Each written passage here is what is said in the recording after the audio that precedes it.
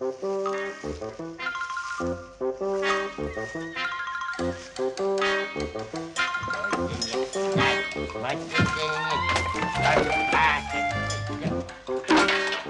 you looking for, Worzel? Me remembering it. Have you lost it? I ain't lost it, no. It's just that I can't remember where I put it. Leastways, I can't remember where I put it now, but I will do as soon as I've got it on. What do you want it for? I just told you, so that I can remember where it is.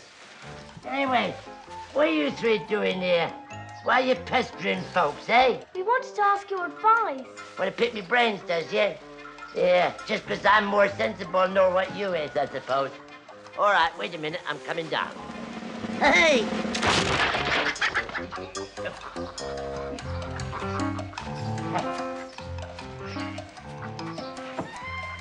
Right in. Our way. Worzel, Yeah? what's the difference between a rook and a crow? Trying to catch old Worzel out, are you? No, Worzel, we've got to find out for school. Oh, but the answer's that simple. As any scarecrow will tell you. If he sees a rook flying in a flock of crows, it's a crow. But if he sees a crow flying on its own, it's a rook. How'd you manage to remember that? I remembers that, Master Clever Clogs, so I happen to have got a very good remembering head on my shoulders. Dang me, I has. Ha-ha! Yeah, this is it, me remembering it. No wonder I couldn't find it. I've been wearing it all the time. Yes, I think this is it. Well, aren't you sure? No, I ain't, so go on, push off. Come on, John, let's go. Yeah, just a minute. I just remembered what it was I wanted me remembering it for. Go on. Well, so as I could remember why it was that today is a very, very important day. You see, I know that if I could find me remembering it, it would remind me not to forget to ask you. Ask us what, Worzel? Forgotten again. Now look, Worzel, we can't stand around here all day playing silly guessing games. We promised Dad we'd help him sort out some old toys for the jumble sale. Now come on, John, Dad'll go hairless if you don't make a start. Oh, thanks very much for nothing. Remind me to do the same for you someday. Yeah, you just wait till it's your very, very important day and you come and ask old Worzel why it's very important. I ain't got time to tell you what, say, because today's the day of the jumble sale. There. Big bumps for something. Drop me in a ditch and shower me with sheep's droppings. That's it. Hey, that's what it is. It's the day of the jumble sale, isn't it? I can go at the jumble sale and get myself a posh new hat, and a posh new coat, and a posh new everything. Even a posh new bit of string perhaps sold up my breeches. I'll be an old new tidy person. Then Aunt Sally will have to marry me. Come on. Right, that's it. Over here, whatever speed it. That's right. Shove it up one here. There you are. You can take that lot for jumble and good riddance to bad rubbish. Are you really sure you want all this to go for jumble, Mr. Shepherd? Yeah, isn't that Auntie Annie thing of yours? She is a Aunt Sally, Mr. Peters. A Aunt Sally. Oh, yeah, that's right. Yeah, you stand them up at village fetes and folks chuck coconuts at it. You don't chuck coconuts, Mr. Peters. You wins coconuts. What you chucks is wooden balls. Oh, yeah. I thought you always reckoned he was a valuable antique, Mr. Shepherd. 'Tis true, I did think she was valuable. In fact, the antique lady told me she was.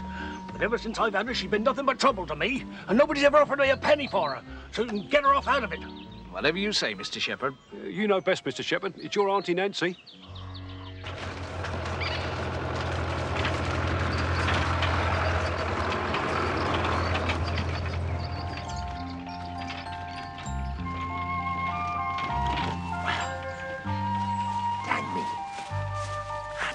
Wacky as a wandering weasel if an Aunt Sally took it into her pretty head to move off again.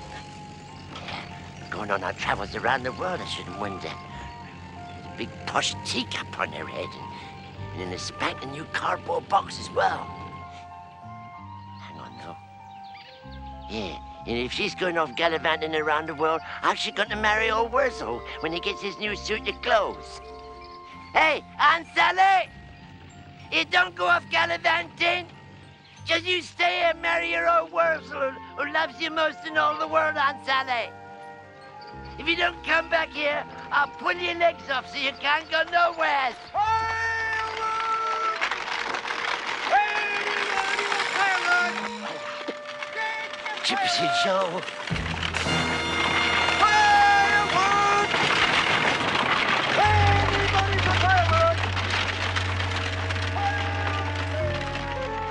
Firewood? Not me.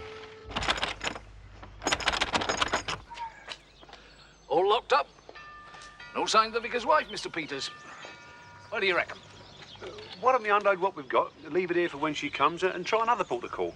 Well, any suggestions where? How about the coach and horses? Why, has the landlord got some jumble he wants collected?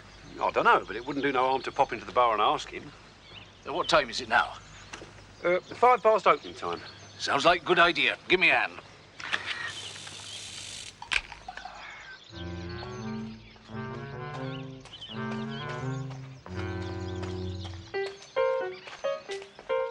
Well, I'll be buzzing my coat. That's Aunt Sally. My. She didn't get very far in the world travels, did she? Yeah, maybe it's because she's got that posh teacup on her head. Hey, don't you worry, Aunt Sally. Old Worzel soon put you to rights. Ow! There he is. You interfering scarecrow, get out of my sight! Well, it's no use losing your temper with me, Aunt Sally, just because your legs is bent in are. My legs ain't enough. Yes, they is. It's the latest fashion. Everybody who's anybody has their feet up nowadays, you ignorant fool. What are you getting so cross for, Aunt Sally? Is it because you started off on a trip around the world and ended up in a jumbly sale? What jumbly sale? What is jumbly sale? There's one here in the village hall. There ain't no jumbly sale here, you clod-hopping haystack. Yes, there is too. It says so up there. You don't know what it says over there. You haven't got your reading aid on. Yeah, well, I haven't, but I can remember what it says from t'other times. I knows it off by heart, I does. Yeah, it says, this morning, jumbly sale, 11 to 12 o'clock, cups of tea and slices of cake free. Doesn't say that. It always says that. It doesn't say that at all. What does it say then? It says an auction of valuable antiques will take place here today. What's a grand auction, Aunt Sally? Auction!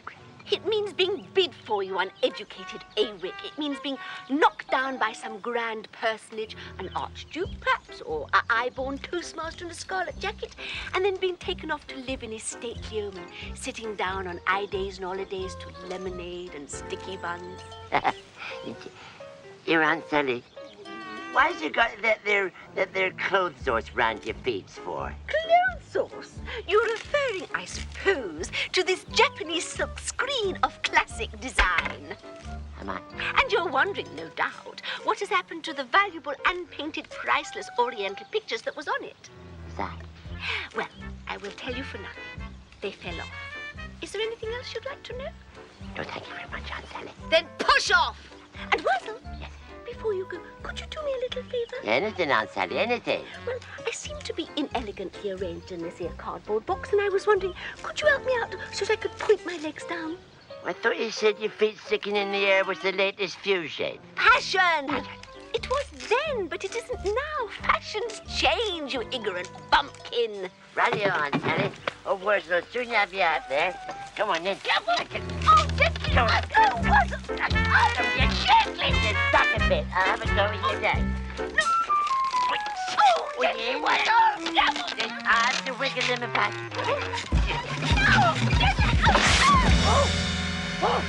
Oi! You there! What's your game, young Sonny Jim?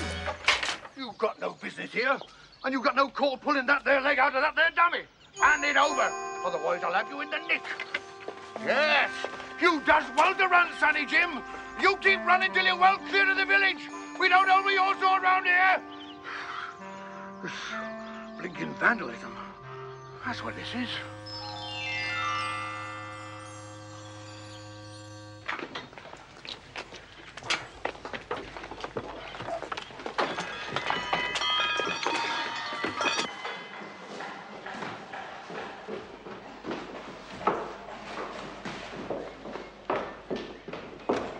Did we sell everything?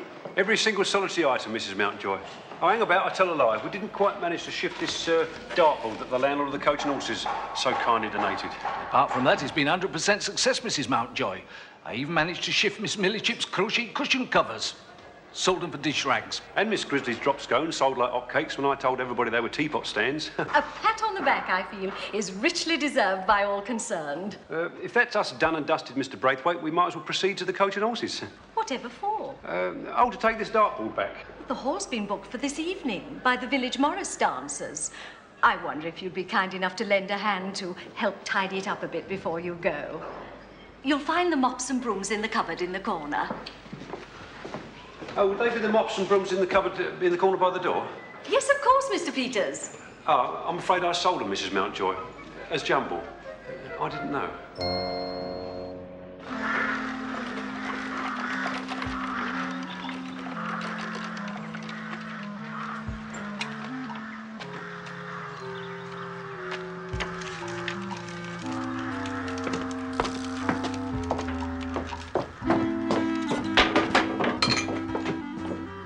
Worzel Gummidge, do you wish to see me, or is it your avowed intention to remain hidden in that cupboard all night?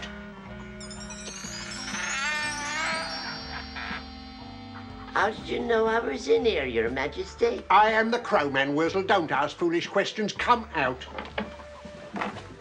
Oh, hey, well, I'll be bums, Worzel. Yeah, you've been to that Grand Orshcan, haven't you, Mr. Crowman? What Grand Orshcan? Well, the Grand Orshcan where you got this Janapee silk screen thing, what the pictures is falling out of. And this big teacup. Well, it ain't really a big teacup at all. It only looks like one, you plumptitude. Worzel Gummidge, I have been to the village jumble sale, where I've bought this broken clothes horse, which when taken apart will give fine arms and legs to some scarecrow. I also purchased this receptacle, which when I put the bulbs in the autumn will give a fine display of colour come the spring. Now that explains what I've been doing. Would you be so kind as to tell me what you've been doing in my cupboard?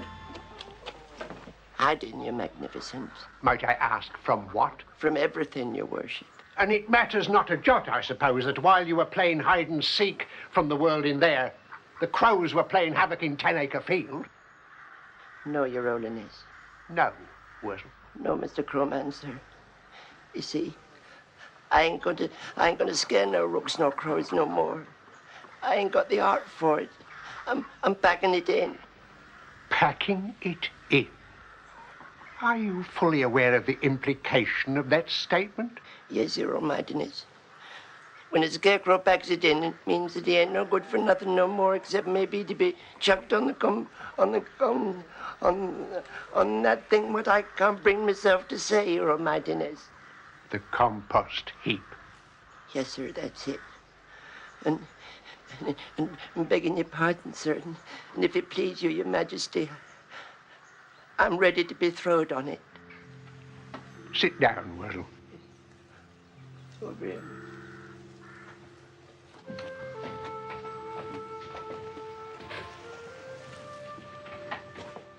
Now, Worzel, tell me what happened. I done the most dreadful thing I ever done since the day I got born, Mr. Crowmancer. I pulled one of my Aunt Sally's legs off. I know, Worzel. I know. So there don't seem much for old Worzel to go on for, does it? My Aunt Sally don't want nothing more to do with me. Well, come to think of it, I don't want nothing more to do with me myself. So you want me to throw you on the compost heap? Yes, please, Your Kindliness. I see. Well, I suppose that's one way of solving the situation. Is your mind really made up, Worzel? Yes, Mr. Crowman, definitely. Then you don't leave me any option. We might as well get on with it. Yes, Mr. Crowman.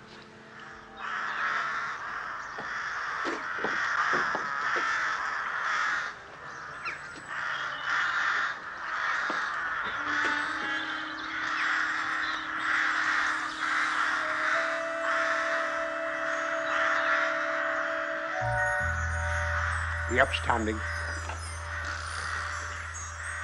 Worzel Hedgerow Gummidge, be it known that because by your own admission you have decided not to scare crows anymore, you are herewith consigned to the compost heap. There is no appeal against this decision. That's done. Thank you very much, Mr. Crowman. Now, Worzel, shall we walk down to the compost heap or shall I bring the wheelbarrow? That's your prerogative, you know. Please, Your Majesty. I think I'd rather walk. Very well.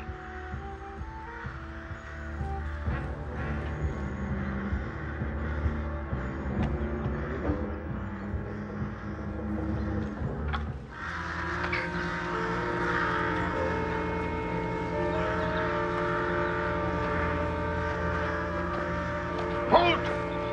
Escort!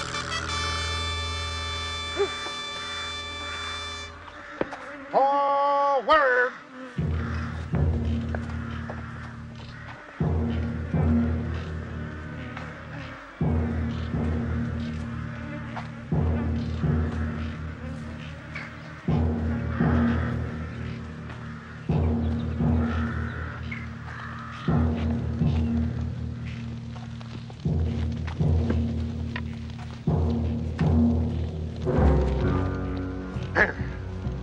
Well, Worzel, you couldn't have chosen a nicer day for it.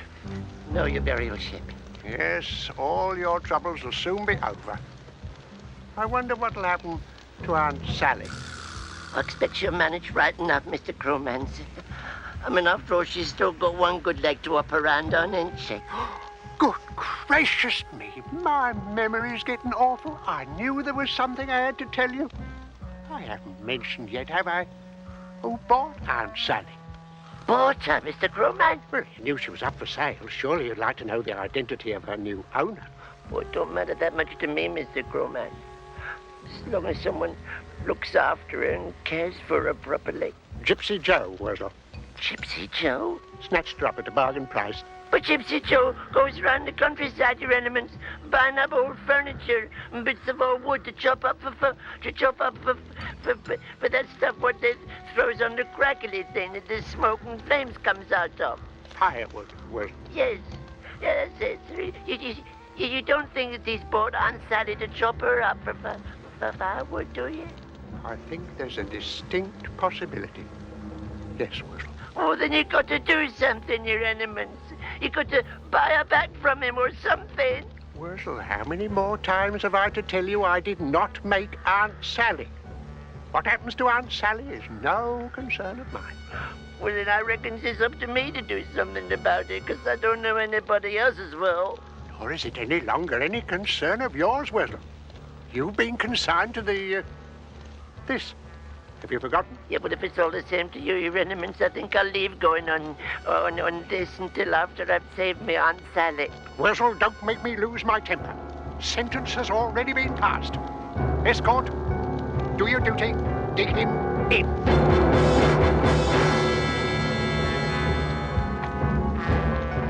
Worzel, pity you couldn't see Aunt Sally just once more.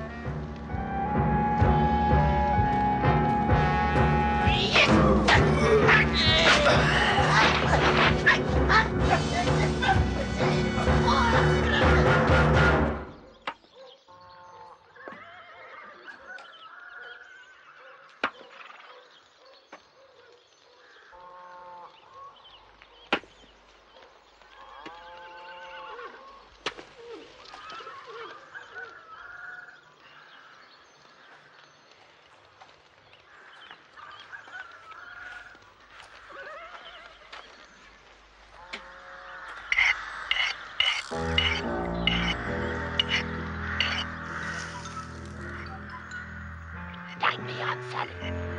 If I hadn't pulled your leg off, you could have run away by now. You won't get very far the way you is.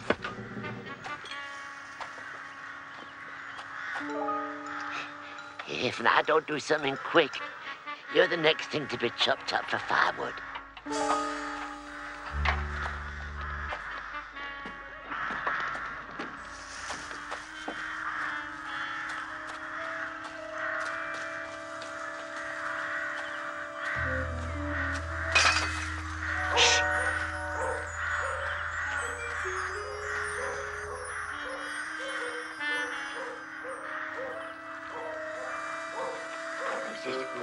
go. Go on.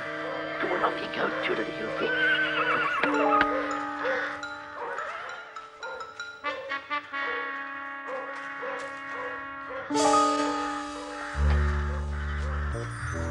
Don't you worry, Hansel. I know you've only got one leg, so old Worzel will do the carrying.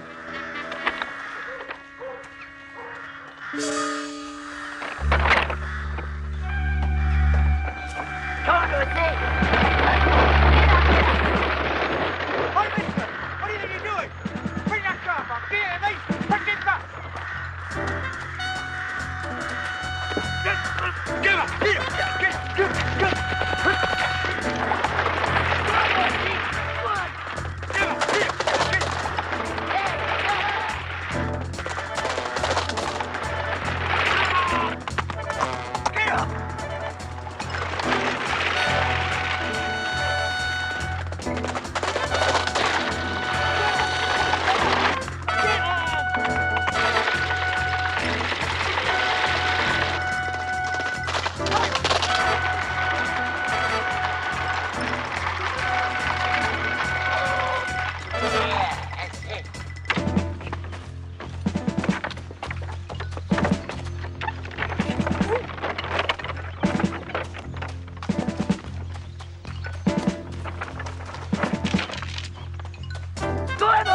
Get out there!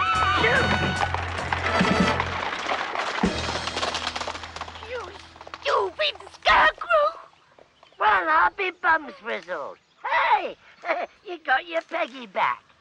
And no thanks to you, you clumsy, clod-hopping scarecrow! Oh, don't go on, Aunt Sally. I know I pulled your leg off, but I never done it on purpose, honest. If I could have given you both mine instead, you could have had them and gladly, Aunt Sally. Yours? Me swap your straw-stuffed appendages with my elegantly carved legs? Me walk on them? I'd rather die first. Aunt Sally, did you know something? What? I was so ashamed I asked the crow man to chuck me on that thing in the bottom of his garden. Well, at least I saved you from Gypsy Joe. You saved me! How could you save a high-born lady from a handsome gentleman? But he was going to chop you up he was going to chop you up. Don't be so ridiculous, Liz. Of course he wasn't. Who do you think put my leg back on? Not him. He did it personal. Better than it was done before. He was going to take me away with him. He was going to take me to the Tinker's Fair and the Romany horse sales. He was going to make me the gypsy queen of all Aunt Sally's. And it ain't too late for it to happen yet. Well, what are you going to do, Aunt Sally? Where are you going? I'm going to wait here for him to come back. And when he does, I'm going to ask him to chop you up into little bundles of firewood. Oh, you wouldn't do that? Wouldn't I just? You wait and see. But Aunt Sally... Well, I be blowed if that bad penny ain't turned up again. Can't even give the dang thing away. Right, oh then, up into your attic you goes, missy, and this time I locks the door so you stays there for good.